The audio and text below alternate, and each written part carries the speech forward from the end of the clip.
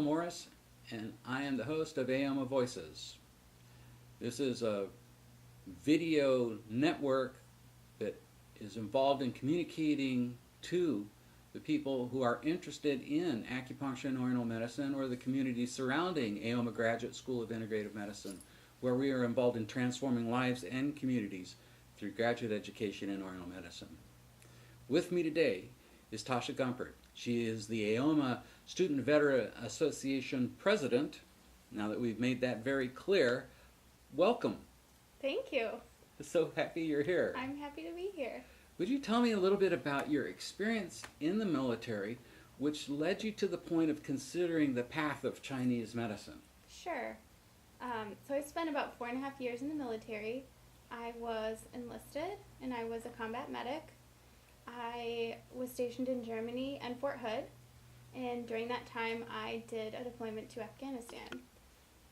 I spent almost a year in Afghanistan, and the bulk of it was patrolling with the MPs and the infantry. It was definitely a situation where I was in a lot of combat experiences, stuff I never thought I would do. You think, I'm a girl, I'm never going to do that kind of stuff, and I did. And I came back tremendously different than when I went over there. I had a lot of emotional difficulty, was diagnosed with PTSD and anxiety and depression. I had a lot of physical damage from the patrolling. I had a hard time walking, I was in constant pain, and I was suicidal when I came back. The Army... That's really hard. Yeah. Good heavens. Yeah. So the Army spent a lot of time trying to treat me with Western medicine, almost a year and a half, and nothing worked. Not for the pain and not for the emotional symptoms. And they put me into a program that's a pilot program at Fort Hood for soldiers who aren't recovering. And I spent 3 weeks there doing reiki, reflexology, acupuncture, massage. I did a lot of natural healing, and 3 days into that program, I felt better than I had felt in years. And what really impacted me the most was the acupuncture. And I had kind of struggled in my life to know what my calling was and where I fit in, and I knew after the first treatment that it was for me. That's what I was supposed to be doing. So what an amazing story. Yeah. Tell us about the process for moving from that realization, this is what I want to do, to actually doing it, because that's also a rather large leap. Yeah. Yes? Yeah, I knew before I got out of the military that that's what I wanted. Okay. And I was actually medically retired from the military, and that process is very frustrating and arduous and long. It took about a year to get me out. So that whole year I spent dreaming about moving to Austin and going to school here.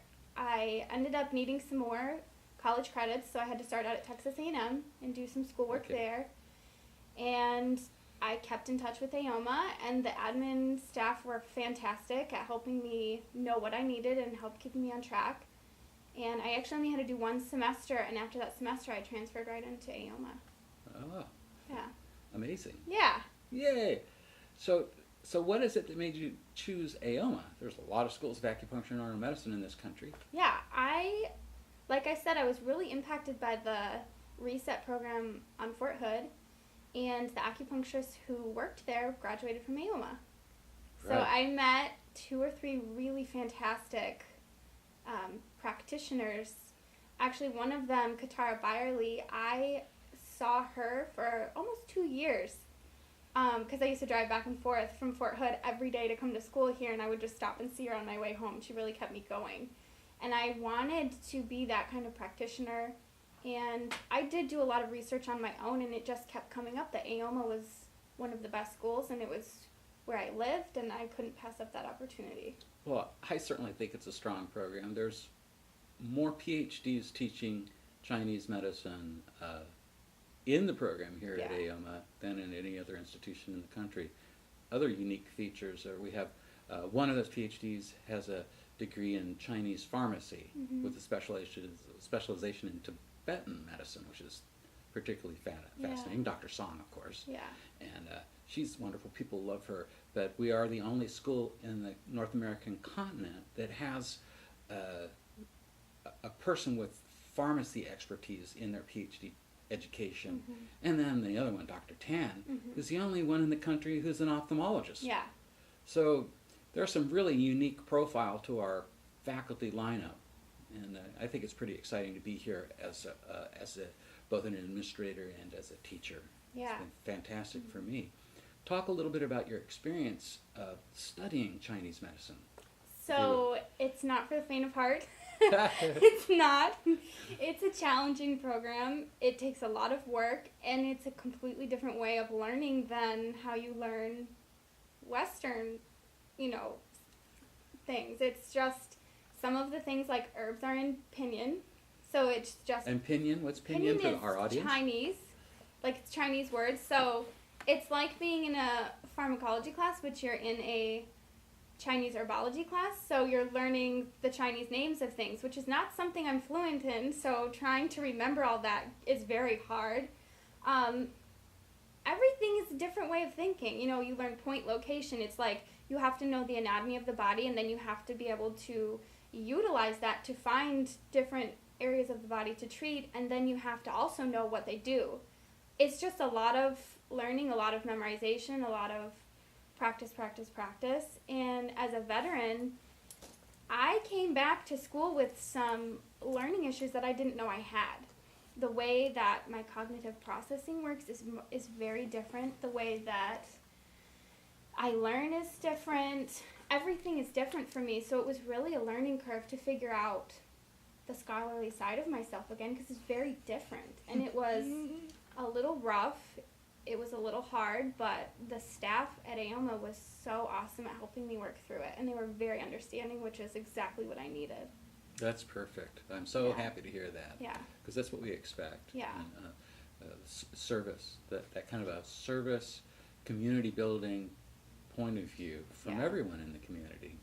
And so talk a little bit maybe about where you see yourself going, and is there some relationship to military life in your practice after graduation, or how does that look to you at this point in time in your career? Yeah, I had a really intense experience in the military, and for a long time I told myself that I didn't want to treat veterans because I didn't know how it would manifest within myself. I didn't know if I would be able to handle the feelings that would come up in me when I was treating people who had the same experiences. I haven't treated yet, but I had one observation where we treated, a few different times we treated a man who was a prisoner of war back in the 80s in Iraq, and he was talking about being a prisoner of war, and while feelings came up in me, I had this really intense connection with him, and I felt a tremendous need to help him. I felt just this really cool connection that I didn't expect to feel with other veterans, and that's kind of changing my thinking as far as if I want to treat veterans or not. I have a really huge interest in women's health, and I think that will be my basis, but I am really interested in working with veterans because I want them to know there are options out there besides being drugged, besides what the Army's doing. I don't like what the Army's doing, and I want people to know what can actually heal them.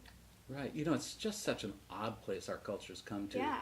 The belief that chemicals and surgery are the highest levels of healthcare. Yeah. Whereas in reality, what we do every day is the root of our healthcare. Right. And so it's phenomenal. I want to thank you so much for coming and sharing your time with us today, Tasha. It's been very insightful. And also, you have a friend here. I do. Who's this? This is Hexie. Hi, Hexie. Say hi. Oh, okay. I'm not. She's getting a little nosy. She's getting a little nosy. She's been poking her head over here, trying to get some attention from me. Yeah. And I'm going to resist. Yep, this is Hexie. She's been my buddy for about 3 years, and she was a huge change in my my emotional health. She helped me so much more than I ever could have imagined. Yes. So Hexie's a service dog. Yep. A real service dog. Yes. Yeah, not one that somebody bought a placard for and brought into our clinic. Oh. Yes. You're good. But in any regard, really, thank you so much for coming. Yeah. It's been really an enjoyable moment. Yeah. Thank you all for listening, and stay tuned for another episode of AOMA Voices.